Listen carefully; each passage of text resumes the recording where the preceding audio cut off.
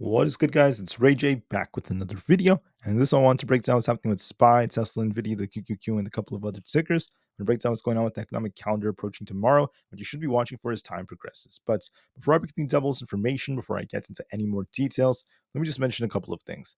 Firstly, I am not a financial planner. Make sure you take nothing I say as financial advice. And also, if you guys can, please check out the Webull link, which is down below and in the description. If you sign up for Webull and deposit $500, you're guaranteed 20 free stocks, and this offer ends very soon in just about 1 day from now. So check it out before they run out tomorrow.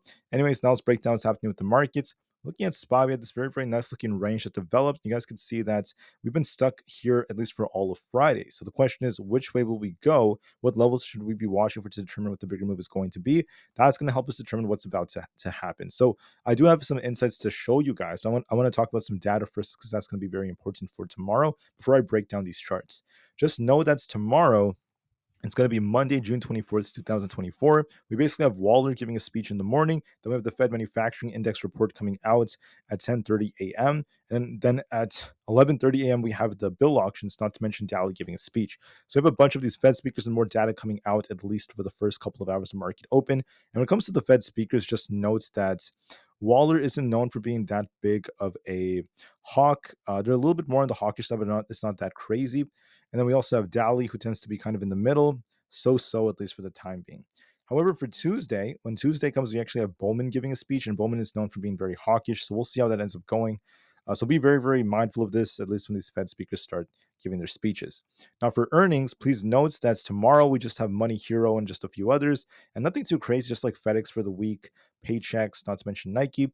However, just know that we have one more week left in June.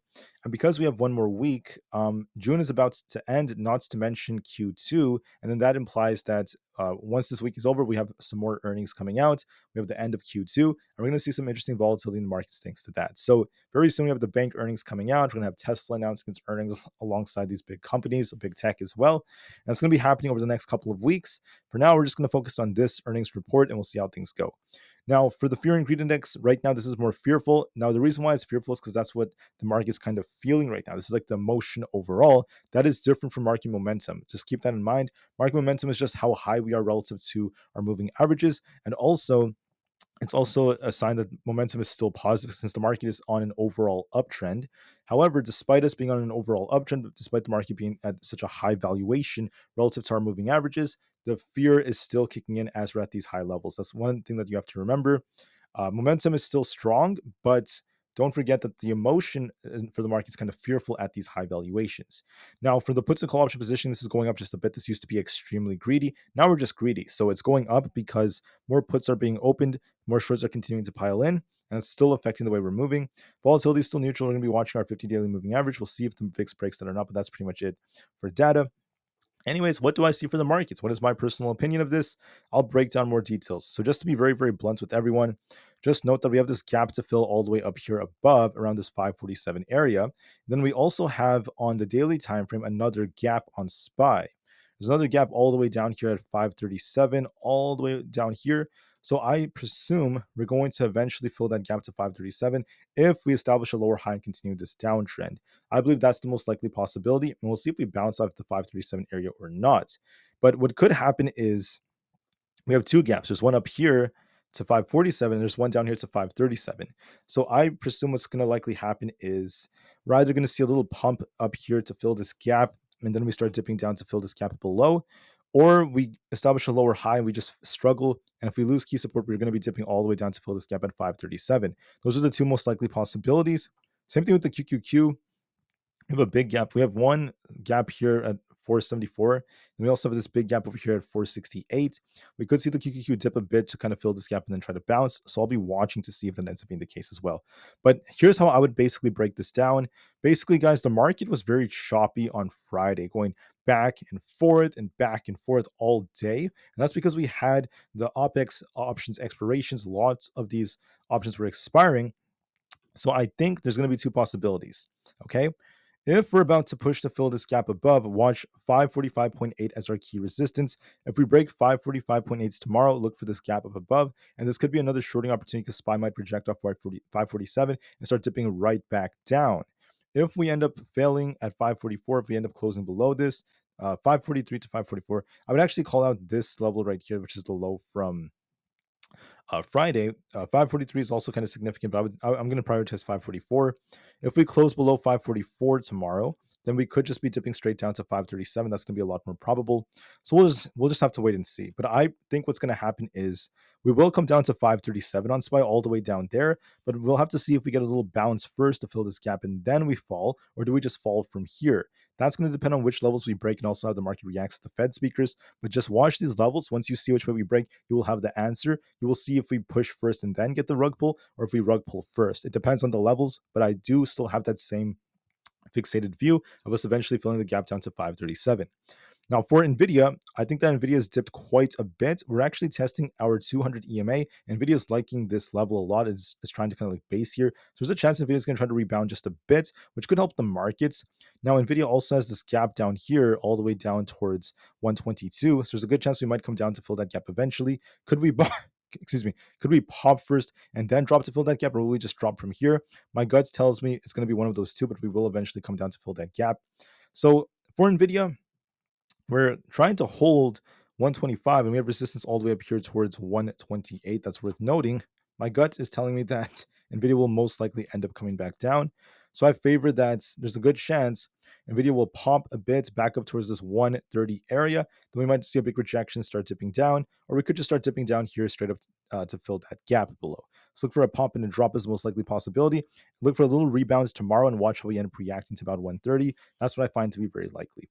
Now for Bitcoin, we're looking a little bit more bearish, getting this big rejection. I think there's a very, very good chance that 63,500 is coming. And if that fails us, we'll be dipping all the way down to 62,500. So there's a very good chance that this may continue to respect the downtrend, and we'll see how this goes. But Bitcoin is looking more bearish to me, and I think the 62,000s are likely coming. For Tesla's kind of stuck right here in the middle. Just note that we're trying to hold our hourly 200 EMA. If we lose this, we'll be dipping all the way down to about 178, way down here. And if we end up holding this, breaking past 183 opens the doors for 185. On Friday, Tesla was showing some strength. It actually held up very nicely, despite the fact that the market was down a bit. And you can see we have a nice cup and handle like structure. So it looks to me like Tesla's going to try to push up for 185 from a technical standpoint, if not 188. So Tesla is looking more bullish in my personal opinion. Now, when we zoom out, I just want to note that we have a nice inverse head and shoulders, at least for Tesla, and that's actually looking pretty interesting, very, very nice right here. So with Tesla potentially pushing higher, we could be getting ready for a nice run if this ends up playing out, of course, and then it's going to depend on deliveries and factors like that. Deliveries come out in the very beginning of July. The deliveries for Q2 for Tesla, so that's going to be very important. That's the next major catalyst. But the most likely possibility is a little dip and a bounce, and we'll have to see if that ends up being the case for Tesla. I think we could be looking for 185 and 188. I'm going to be looking for that very carefully. Now for the QQQ, I'm seeing some weakness on the chart, especially on the 4-hour time frame, just like this. When we zoom in and go on the 1-hour time frame, you could see our key levels. We basically have this 480 area as a nice little support area. And we also have resistance at 482.5, which is worth noting. My gut is telling me that, well, just to be frank, if we break past 482.5, we'll be looking for 484. If we struggle to break down, we end up losing 480. We'll be dipping all the way down to 478. And if that fails us, we'll be going to the mid 470s. My guts tells me this is going to likely start dipping. So I do favor downside a bit more, but watch to see if we get a bounce first. We could bounce first and then see the big rug pull, or we could just get the rug pull from here. So I see downside coming, but we'll watch and see if we get a temporary bounce or not. The trend on the QQQ is looking a little bit more bearish, so I'm going to be very careful with this.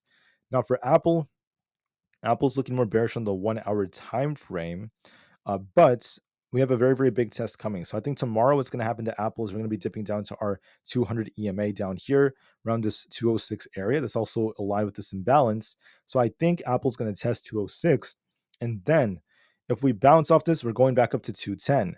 If we fail, we're going to be dipping all the way down towards the low 200s. So watch for a test of 206. If we lose that, we'll be dipping lower. If we hold that, we're going to look for a bounce. I think we're going to be testing that tomorrow. I'll be watching that very, very carefully. Anyways, now let's just break down the rest of these tickers. I'm going to be a little bit quick. Just to be very frank, the market's in a very, very pivotal place right now. A lot of stocks are at their key supports right now. So I'll have to be looking for some potential counter trend moves before anything else.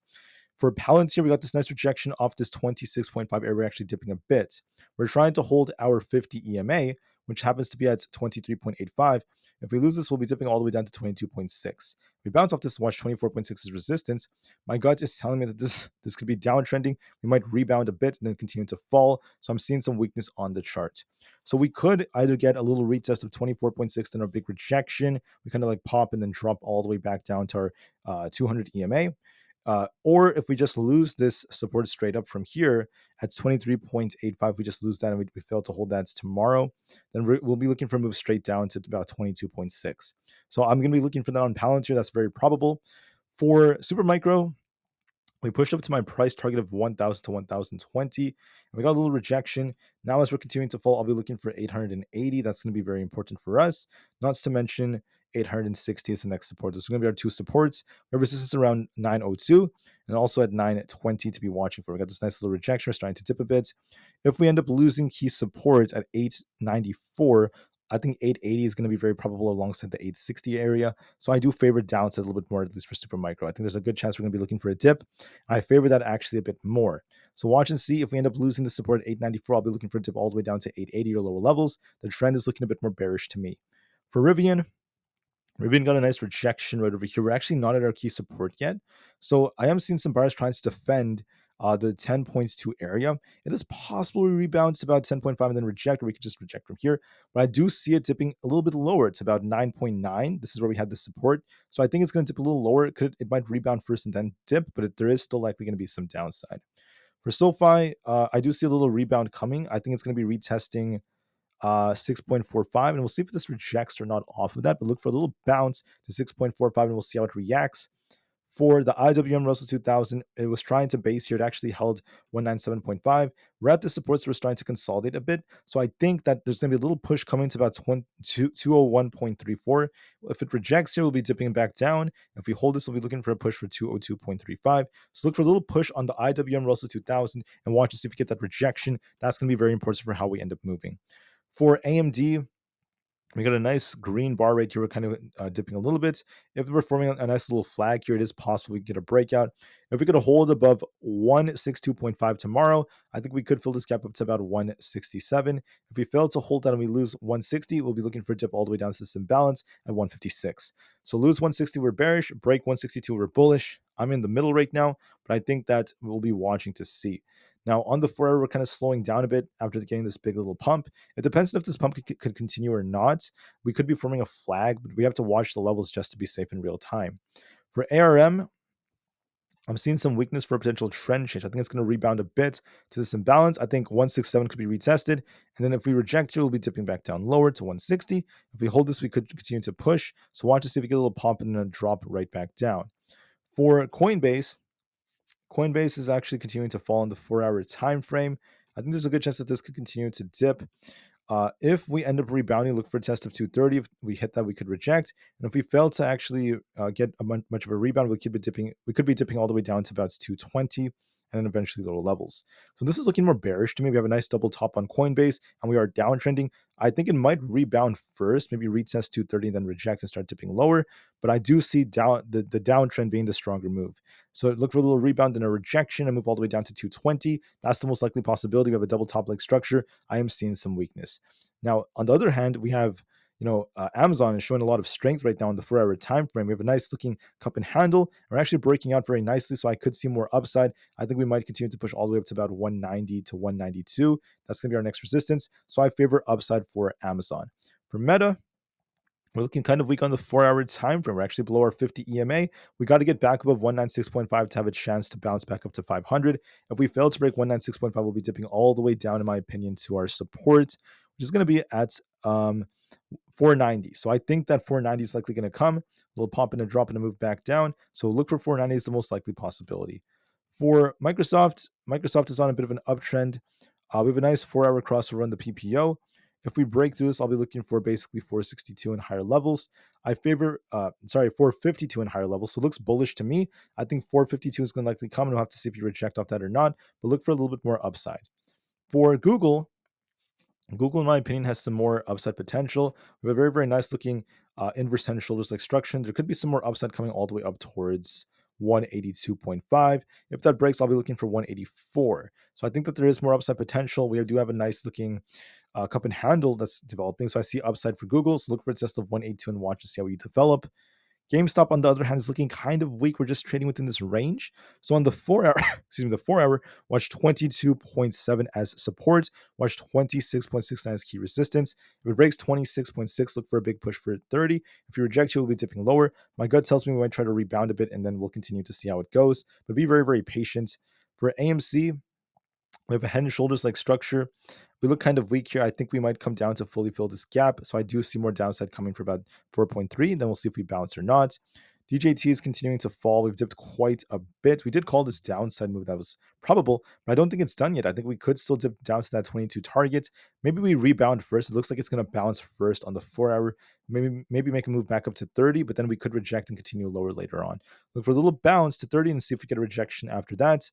For the VIX is showing a little bit of sideways price action. We're stuck between supply and demand right now. If we break past 13.5, I'll be looking for push all the way up towards 14. If we end up losing 12.8, we'll be dipping back down lower. We're just kind of stuck right now, but the VIX is showing some life that it wants to bounce. It depends if we can break the 4 hour 200 EMA. If we break that 13.5 resistance, this could start flying higher, and this could be a bearish signal for the markets. I'll be watching to see if that ends up being the case. I'm seeing potential, but there's no true breakout yet, a very, very big breakout yet. The 10-year is still kind of dipping. It's trading flat right now. So it depends on what these Fed speakers say tomorrow and beyond. That's going to affect this a lot. So be patient. It's kind of flat. Same thing with the dollar. The dollar has a nice uptrend, but we're at this key resistance. If we break past 106, this is going all the way up to about 106.5. If we fail at 106 and we get a rejection, we'll be dipping all the way down towards 105.58. So give it some time. I do see some upside potential in this, so give it the time it needs, and we'll see how things develop from there. With that being said, thank you all so much for listening. Please have an absolutely incredible rest of the day. And just note that at least for SPY and the overall market, we're very indecisive right now, especially after what happened for Friday. So the best thing I could tell you is just be patient, wait some time. When we see these Fed speakers, when we hear these speeches, watch the range on SPY and see which way we break to determine, will we see a little temporary pump before we dump, or will we get a big rug pull? That's assuming we do end up getting that rug pull to 837. That's the most likely possibility from what I'm seeing. So we will just have to wait and see. That's the best thing I can really tell you. So I will wait, and I will give you guys at least a lot more upside, at least not upside, a lot more insights about how this is going to likely continue. All right. So I'll see you guys tomorrow morning before the market opens. Until then, please take care. Do what you have to do, guys. And I'll see you guys very soon. Thanks a lot, and peace out.